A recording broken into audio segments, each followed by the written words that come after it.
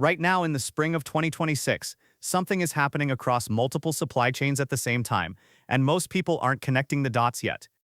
We're not talking about one shortage or one price spike. We're talking about fertilizer costs climbing roughly 25 to 30%, plastic goods facing new import duties for the first time in decades, electronic components running on thin inventory margins, and the pharmaceutical supply chain, yes, the one your medications come from, quietly under strain from the same trade pressures hitting everything else. If those things were hitting one at a time, most of us could manage. But they're not. They're happening together. Right now. In the same 90-day window before summer demand kicks in and makes everything worse. So in this video, we're going through 15 critical items to buy before May 1, 2026. Not a vague list of food and water and flashlights. Specific items with specific reasons, specific price anchors, and specific things you probably don't know about each one that make them more urgent than they look on the surface. And I'll tell you right now, a few of these are going to surprise you. One of them is something you almost certainly use every single day and have no idea that its supply chain is being squeezed from 3 directions simultaneously. We'll get to that. If you're new here and you want practical, no fluff preparedness information that actually holds up under scrutiny, stick around and hit subscribe. We do this every week. Let's get into it. Item 1. Nitrogen-based fertilizer. We're starting here because timing on this one is genuinely critical, and not just in the vague things might get expensive kind of way. Nitrogen fertilizer, the kind most food gardens depend on, is fundamentally an energy product.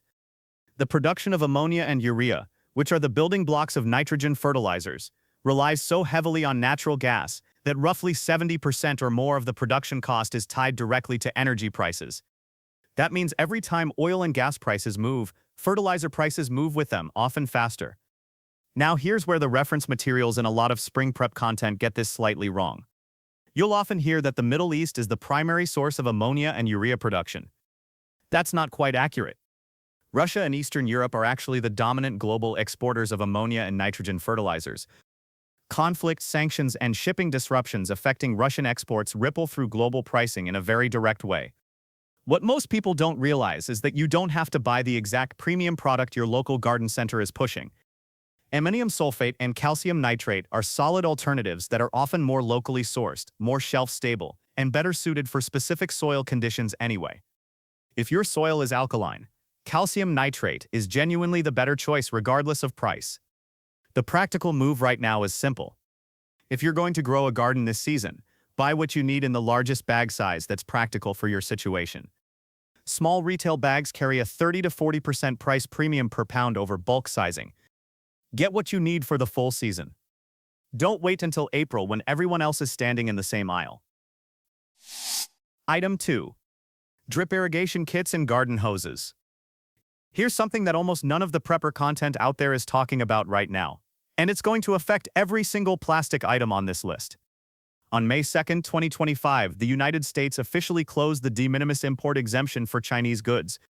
For years, items under $800 from China could enter the country duty-free. That's how your $12 drip irrigation kit from Amazon stayed $12. That loophole is now closed. What that means practically is that the small, inexpensive imported goods, irrigation fittings, hose connectors, plastic seed trays, timer components are now going to carry tariff costs that didn't exist before. We're already seeing this show up in pricing, and it's going to continue. The Congressional Budget Office estimated that de minimis imports accounted for roughly $66 billion in annual trade volume, the overwhelming majority of which came through China. So when you grab a drip irrigation kit or a replacement hose this spring, you're buying it at or near the price floor. Waiting until summer means you're buying into a pricing environment that's adjusted upward. Garden hoses specifically are made from PVC, polyurethane, or synthetic rubber, all petroleum-based, all affected by both oil price increases and tariff pass-through. If you need a new hose, or if your current one has been sitting in the sun for 5+ years and is starting to crack at the fittings. Pro tip: buy a complete drip kit rather than building piecemeal. The complete kits have better margin on the supplier side and tend to be better value. And look for hoses labeled Made in USA or Made in Mexico as a hedge against tariff exposure.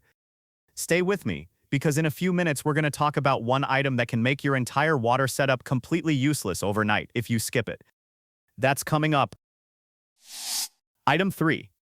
Shade cloth and row covers. If you garden anywhere in the South, the Mid-Atlantic, or really anywhere with summer temperatures above 90 degrees, shade cloth is one of those items that you need before you think you need it, not after.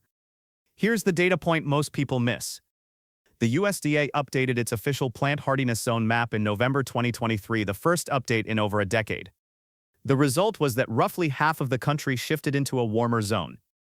13 states saw significant zone line movements northward. What that means in practical terms is that the safe growing window, the period where temperatures support fruit set and root development, is shifting earlier and ending earlier in a lot of regions. Shade cloth is one of the most cost-effective tools for extending that window. A 30 to 50% shade rating will cut direct solar radiation enough to keep soil temperatures and canopy temperatures in the productive range even when air temperatures are pushing into the mid-90s. And here's the thing most people don't know.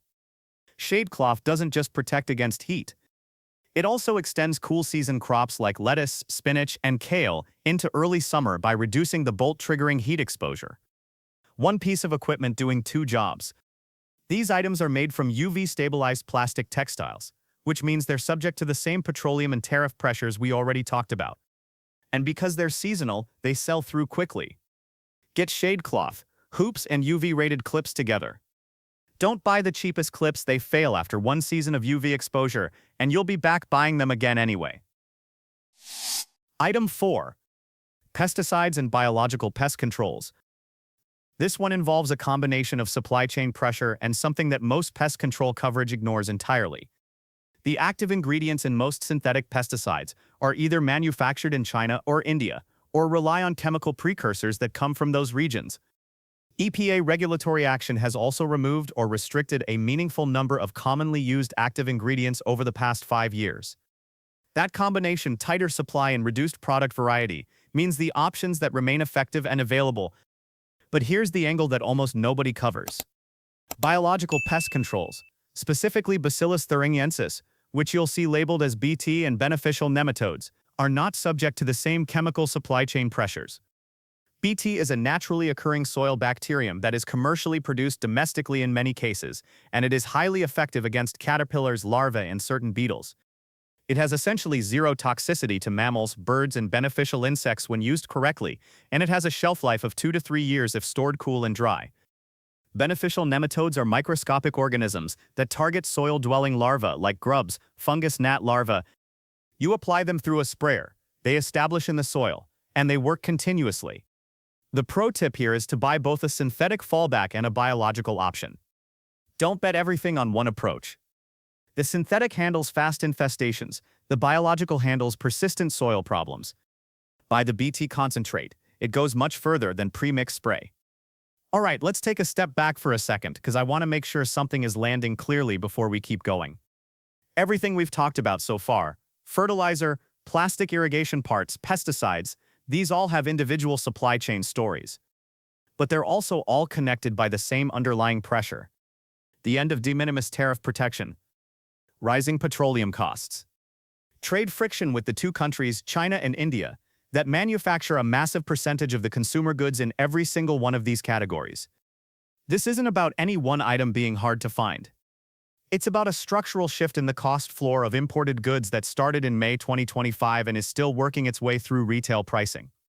With that framing in place, let's keep going, because the next section is where it gets a little more technical and a little more urgent. Item 5. Pressure canner parts and canning lids. You can grow a perfect garden. You can have a freezer full of produce. But if one small part on your pressure canner fails and you can't replace it, your entire preservation operation goes sideways. That's not a hypothetical. We saw it play out in real time during 2020 and 2021 when canning lids disappeared from store shelves almost entirely for months. Prices on Ball regular mouth lids went from roughly $3 per dozen before the shortage to $6 to $8 per dozen during peak scarcity. The canning lid situation is one risk. But the single point of failure that most people completely overlook is the pressure canner gasket. Here's what most people don't know. Presto and All-American, the two most common pressure canner brands in the US, use different gasket specifications. They are not interchangeable. If you have a Presto and you buy an All-American gasket, it won't seal properly, and you'll be processing food in a canner that isn't reaching safe pressure. Gaskets should be inspected every season and replaced every 2 to 3 years under regular use regardless. If yours is cracked, hard, or shiny instead of matte, it needs to go. The cost of a replacement gasket is about $8 to $15 depending on the brand. The cost of not having one when you need it is everything in your harvest. Buy a brand-specific gasket kit, a couple of spare weight sets if you use a weighted gauge canner, and at least 3 boxes of canning lids. Store them cool and dry to prevent pre-seal oxidation on the lid coating. Item 6. Small engine parts. A $1,200 generator. A $400 chainsaw. A $600 pressure washer. All of them sitting ready to go. And all of them completely useless because of a $3 primer bulb that cracked, a fuel line that swelled shut, or a carburetor float that got gummed up with degraded fuel. This is one of the most common preparedness failures I hear about, and it almost always comes down to the same two things. Either the owner didn't have the spare part or the part they ordered online is stuck in a shipping delay. Here's the thing about ethanol that most people don't fully understand. The standard gasoline at most U.S. pumps is now E10 at minimum, 10% ethanol, and E15 is increasingly common. Ethanol is hygroscopic, meaning it actively absorbs water from the air. Over time, and we're talking as little as 30 to 60 days in some conditions, ethanol-blended fuel begins to degrade. The rubber components in older carburetors and fuel systems were not designed for continuous ethanol exposure. Primer bulbs, fuel lines, and float bowl gaskets in equipment made before roughly 2010 are especially vulnerable. What most people don't know is that their fuel lines may already be compromised right now. If your generator or chainsaw has been sitting for a season with fuel in it and you haven't run it recently, the first thing to check is whether the fuel line has gone soft, sticky, or collapsed. It happens faster than people expect. The parts list to have on hand. A carburetor rebuild kit specific to your engine, ethanol-safe fuel line sold by the foot, a primer bulb, a spark plug. Total cost for most small engines runs $25 to $45.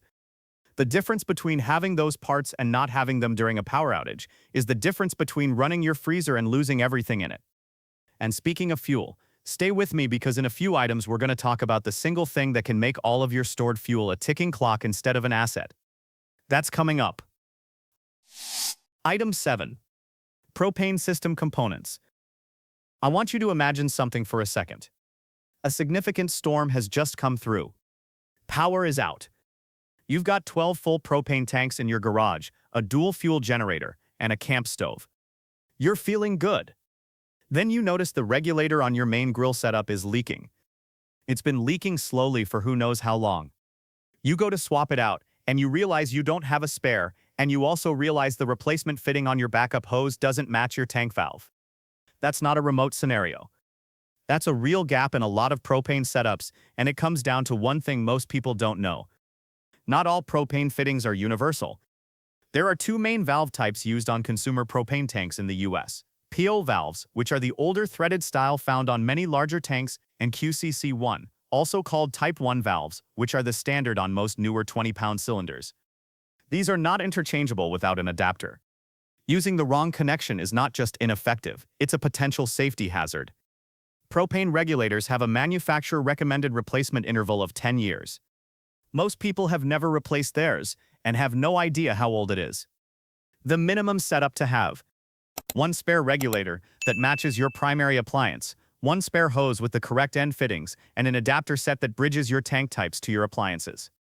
Label everything. Buy it now while it's non-urgent.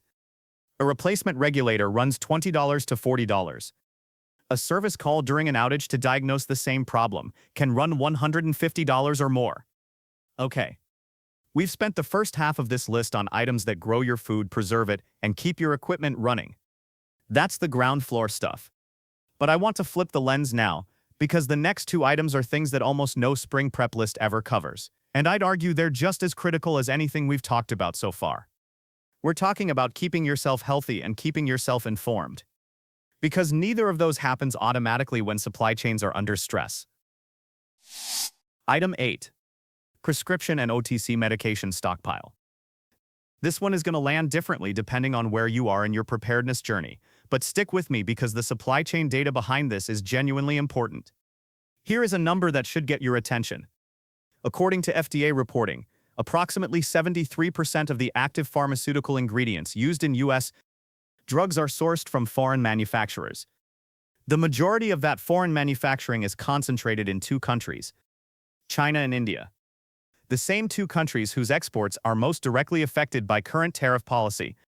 The FDA's drug shortage list, which is publicly available and updated regularly, has had over 100 drugs on it continuously since 2022.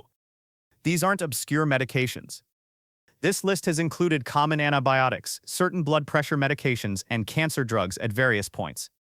Here's what most people don't know about this, and this is actionable for almost everyone watching. Most U.S. insurance plans, not all, but most, allow you to fill a 90-day supply of maintenance prescriptions. If you're only getting 30 days at a time out of habit, you are legally leaving a covered stockpile on the table. Call your insurance company or your pharmacy and ask specifically about 90-day supply fills. For many plans, you can also use mail-order pharmacy for maintenance medications, which often comes with a small copay discount. For over-the-counter items, the practical minimum is 2 to 3 months' supply of whatever you use regularly: antihistamines, pain relievers, anti-diarrheal medications, antacids. Buy the store brand. Rotate the stock. These are manufactured in the same supply chains as prescription generics. They face the same pressures. This is one of the most overlooked areas in practical preparedness, and it has a very specific window tied to spring refills. Don't miss it. Item 9. NOAA weather radio and hand crank emergency radio. When the cell towers go down, when the internet is out, when the power grid is off, your smartphone becomes a brick. That's not a hypothetical. It happened across large portions of the southeastern U.S. during recent major hurricanes. It happened during the derecho storms across the Midwest. And it became a real concern in May 2024, when a G5 class geomagnetic storm, the strongest since the 2003 Halloween storms, hit Earth. That storm disrupted GPS, power grids, and radio communications across parts of North America. NOAA itself rates G5 events as capable of causing widespread grid damage and communication blackouts. Here's what most people genuinely don't know about NOAA weather radio. It operates on 7 dedicated VHF frequencies that broadcast continuously 24 hours a day. It covers approximately 97% of the U.S. population. It is the primary official alert system for severe weather, Amber Alerts, and national emergencies. And most people don't own one. A standalone NOAA weather radio, with battery backup, runs about $25 to $40. When you're evaluating options, look for one with same specific area message encoding. Same lets you program the radio to only alert for your specific county, which prevents the alarm fatigue of getting woken up by alerts for counties 200 miles away. For a hand crank emergency radio, look for a unit that covers AM, FM, and NOAA weather bands, charges via hand crank and solar, and has a USB charging port for your phone. These run $30 to $60 for a quality unit. They're subject to the same electronics import tariffs we've been talking about. Price floor is now. These items are also seasonal. They sell through quickly after any significant weather event. Item 10. Whole house water filter parts. Earlier I mentioned that one item on this list can shut down your entire water system overnight. This is it. Not the filter housing, not the cartridge. The O-ring. A standard filter housing O-ring is a small rubber seal, often less than $1 to replace, that creates the watertight seal between the housing body and the cap. If that O-ring degrades, cracks, or swells from chlorine exposure, your housing won't seal. Your system loses pressure. Water either bypasses the filter entirely or leaks from the joint. O-rings in water filter housings typically degrade over 1 to 3 years depending on water chemistry, temperature, and chlorine levels. Most people have never replaced theirs and don't know where the O-ring is on their system. Here's what most people don't know. The filter wrench, the large plastic or rubber tool that fits the housing cap, is the most chronically forgotten item in water filter maintenance. Without the correct wrench for your housing diameter, you often physically cannot remove the housing cap once it's been hand-tightened at installation. It locks up. And when you need to change your filter and the wrench isn't there, you're stuck. The practical minimum. A 10-pack of O-rings for each stage of your system, a filter wrench for your housing size, and 2 to 3 spare cartridges each for your sediment and carbon block stages. Standard housings take either 10-inch or 20-inch cartridges. Know which yours uses before you buy. These are low-cost items. They're also frequently small imports. Buy them now. Item 11. Fuel stabilizer and treated fuel containers. Alright, here is the open loop I've been setting up. Your stored fuel, whether it's in a gas can in your garage, in your generator's tank, or in your tractor. And if you're using standard stabilizer without understanding how ethanol changes the equation, you may think you're protected when you're not. Here's the science. Ethanol blended fuel begins to absorb water from the atmosphere almost immediately after it's produced. In a sealed metal container, under ideal conditions, E10 fuel can remain stable for 3 to 6 months. In a plastic container exposed to temperature swings, that window shortens. Phase separation, where the ethanol and water drop out of solution and pool at the bottom of the tank, can begin in as little as 30 to 90 days in humid conditions. Here is what most people don't know, and this one genuinely surprises people. The standard green label STABL formula was designed before ethanol blending was universal. It extends fuel life, but it does not fully address ethanol-related phase separation. For ethanol-blended fuel, which is now the default at virtually every U.S. pump, you want STABL 360, the blue label or StarTron enzyme fuel treatment. The correct process is to add stabilizer at the time of fueling, not after the fuel has been sitting for weeks. Treat it when it goes in. Store it in a sealed NATO-spec metal container. Treated fuel in a sealed metal can can remain viable for 12 to 24 months under proper conditions. This is one of the most actionable fixes on this entire list. A bottle of STABL 360 costs about $12 to $15. The cost of running degraded fuel through a generator carb is a rebuild kit, at minimum, and potentially a much larger repair bill. Item 12.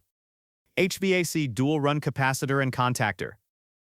The most common reason a central air conditioning system stops working during a summer heatwave is not the compressor. It's not the refrigerant. It's a $25 to $40 part called the dual-run capacitor.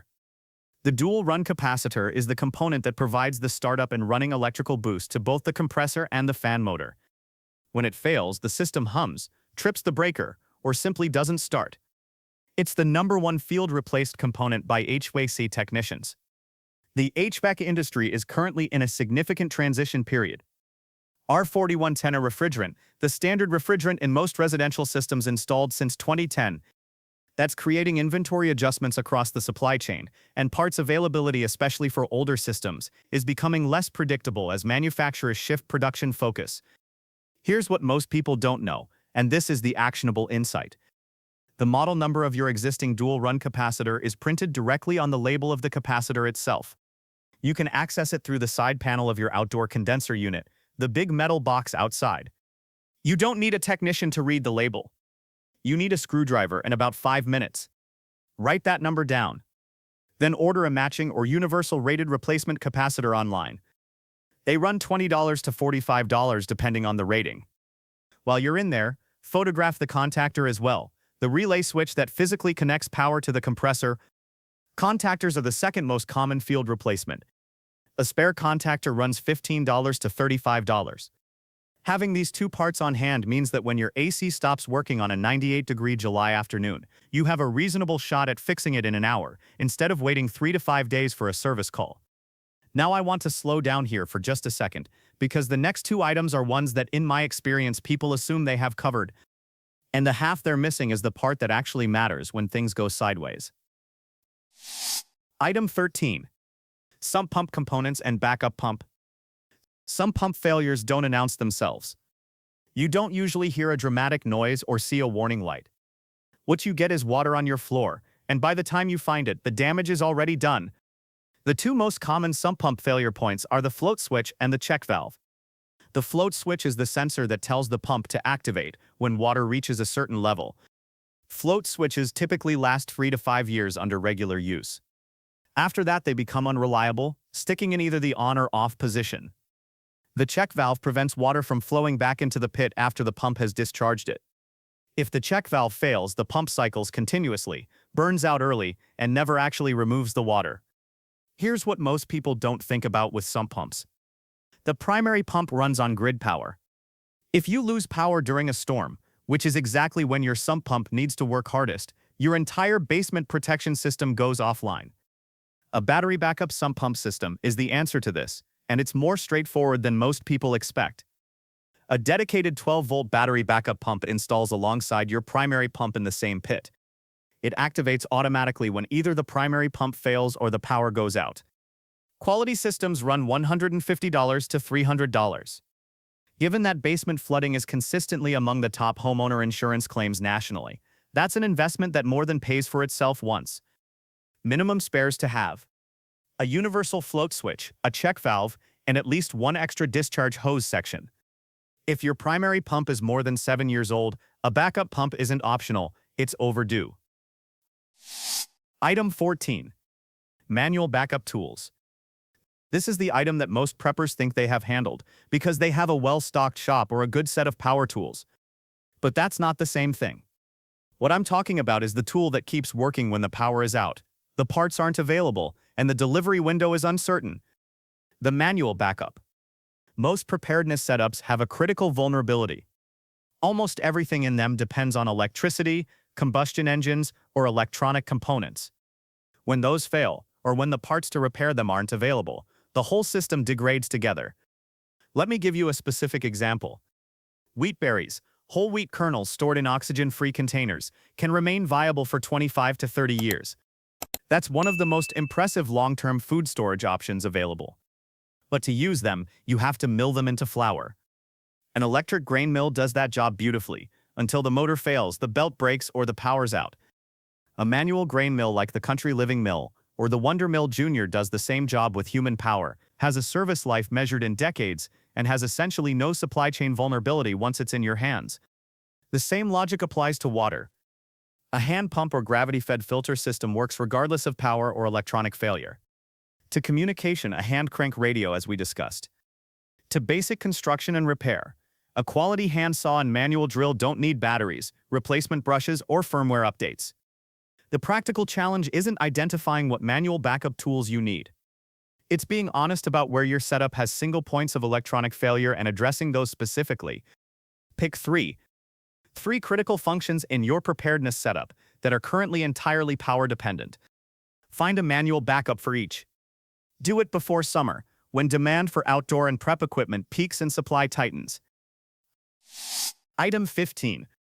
Fasteners, repair hardware, and emergency repair kit. The last item on this list is the one that doesn't get a dramatic hook or a complex supply chain story. But it might be the most practically useful thing you buy this spring. When infrastructure is down, when a hose has burst, when a panel has cracked, when a fitting has failed, the person with the right bolt, the right clamp, and the right adhesive in a box under their workbench becomes genuinely valuable to their household, to their neighbors, to anyone around them who needs something fixed right now and can't wait for a delivery. Here's the supply chain angle, and it connects all the way back to what we talked about with de minimis tariff changes. A massive percentage of the small consumer hardware items, zip ties, hose clamps, cheap assorted screw packs, plastic fasteners, were being imported from China as small individual packages under the $800 threshold. That's over. Those items now carry tariff costs, and price increases are already showing up in the sub-$10 hardware category. The specific kit to build. Hose clamps in 4 sizes: 1 2-inch, 3 4-inch, 1-inch, and 1.5-inch. These fix burst hose connections, fuel lines, radiator hoses, and irrigation joints. UV-stabilized zip ties, not the cheap non-UV rated ones that get brittle in 6 months of sun exposure. Self-tapping sheet metal screws in 3 sizes for quick repairs on metal panels, roofing, or equipment housings. A tube of JB Weld, which bonds to metal, PVC, wood, ceramic, and concrete, and handles temperatures up to 550 degrees Fahrenheit. Gorilla tape, not duct tape, which degrades quickly in heat. And an assorted O-ring kit for whatever water or fuel systems you have. The total cost to build this kit from scratch runs under $60 if you buy intentionally. Store one version in a toolbox at home. Store a smaller version in your vehicle. That kit can handle roughly 80% of the field repairs that come up when things go wrong. And it fits in a shoebox. There you go. 15 items. And if you're feeling a little bit of mental load right now, that's okay. This was a dense list on purpose. Let me give you a framework for actually doing something with this instead of just watching and moving on. These 15 items fall into 4 practical categories. You have grow and preserve, the gardening supplies, fertilizer, canning parts. You have fix and run, the small engine parts, propane components, HVAC parts, sump pump spares, fuel stabilizer, and repair kit. You have filter and store, the water filter parts. And you have inform and protect, the medications, the radios, the manual backup tools. You do not have to buy all 15 of these this week. What I'd encourage you to do is look at that list and identify the 5 that apply most directly to your specific situation, your climate, your setup, your current gaps, and take care of those 5 before the end of April. Because here's the real point underneath all of this. The window between now and May 1st isn't just about pricing. It's about availability. It's about getting ahead of the seasonal demand spike that hits every spring. It's about not being the person standing in an empty aisle in late April realizing that everyone else already made this exact decision 3 weeks ago. The convergence of de minimis tariff changes, energy price volatility, and seasonal demand peaks is real. These aren't vague warnings. They're specific, documented pressures landing on specific categories of goods in a specific window. Before I let you go, I've got a question for you. Look at this list. Think about what you actually own and have squared away already. And drop your number in the comments below. Just the number. How many of these 15 items do you already have covered? Drop your number. I read every single one. If you found this useful, the next video you should watch covers a topic that ties directly into everything we talked about today, specifically what happens when multiple of these supply chain pressures hit simultaneously, and you haven't had time to prep at all. It's a different kind of list, and it covers territory that most channels won't touch. Click that one next. Thank you for being here. Stay ready, stay practical, and I'll see you in the next one.